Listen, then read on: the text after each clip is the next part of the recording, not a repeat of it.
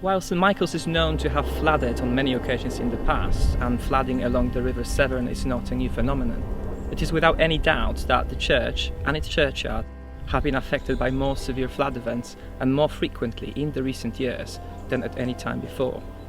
The community in Tirley are under no illusion that floodwaters will come back again, yet they do not want to give up on a building which is their place of worship, heritage and community asset, and space of cultural activity.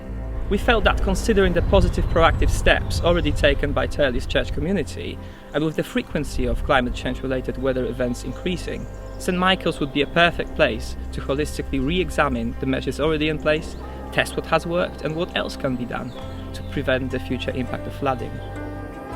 The water was about chest high as I stand here in the porch, and when it went down a little bit, and having had the opportunity to look inside, we saw something which I think to many people involved in historic buildings, we saw a total horror story.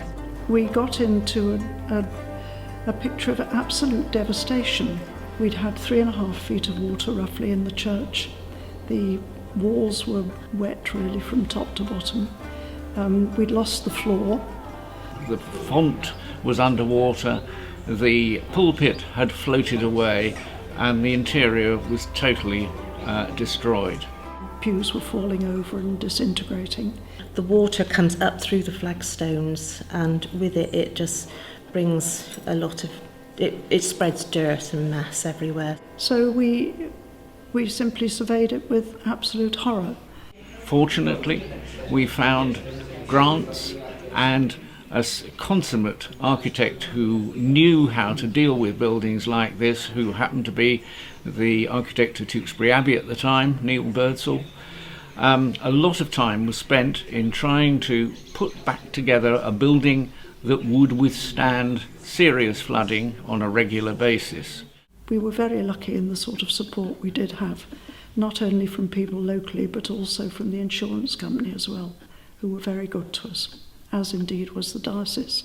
We now have floodgates, which we put on the main church entrances into the churchyard on the 2 gates. We also have non-returnable valves on the wall over in the distance, which helps drain the water once it's come into the churchyard and as it starts to go down.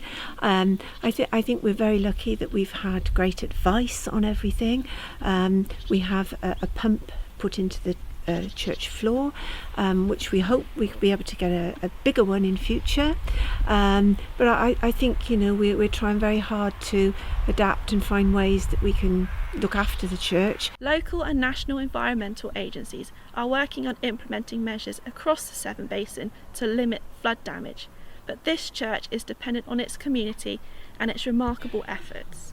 I am constantly impressed by the resilience, proactiveness and practical attitude of the Parochial Church Council and church congregation here in Tirley.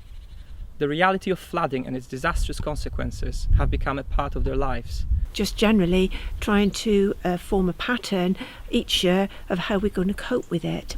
I think resilience and optimism have to play a great part in this. We have to protect the church for future generations, adapt it. Sometimes with a lot of heartache we have to think, oh well, we'd like this, but actually we'll have to go with this because the insurance company advised this, and it would make more sense for the future if we can look after what we've got and protect it as best we can. Probably twice a year there's flooding. I'm really amazed at people's fortitude during these times of flooding. As a vicar, it reminds me that Christians are no different to anyone else, that we all go through times of great stress and times which we find very difficult. And so with Christians who go to church also affected by this, plus their own church affected by that, there's a sense that we are part of the flooding incident, and we're part of the issues that come out of it. It certainly makes us think about global warming. It makes us think about people who are in much worse conditions than us throughout the world caused by global warming. And I think it's good that the church is part of that and understands it and lives with it. There is global warming, we can't deny that, so that probably contributes greatly to it. I mean, all we can say is year on year the flooding is getting more frequent and worse. My name's Mary Perry and Robert and I married here in July 92. Thank heavens it wasn't July 2007 because we'd been coming in on a boat.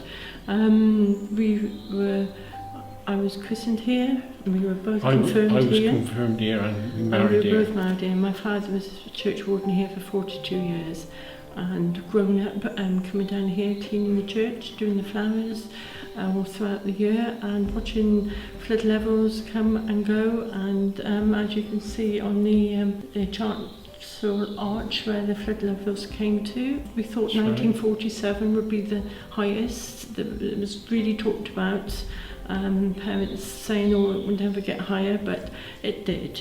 The flood protection measures introduced after the 2007 flood have made a real difference and speak of the efforts of the congregation to keep the floodwaters at bay. We are looking with the church community to come up with new solutions that can be used on other churches at risk of flooding too. The first step is to get a survey that will look to highlight areas in the church at risk from flood and those areas and materials susceptible to damage, as well as flag potential mitigation and prevention recommendations. We are used to looking for signs of the rising of the river and coming down and lifting all the furniture. Because if you leave it too long, you can't get down the road to get to the church. Yeah, That's so the problem. we have to do it quite quickly. Do it very quickly, come over the fields at the back in our ways and quite prepared to do this. So as quickly as we can, we've got it off to a fine art now.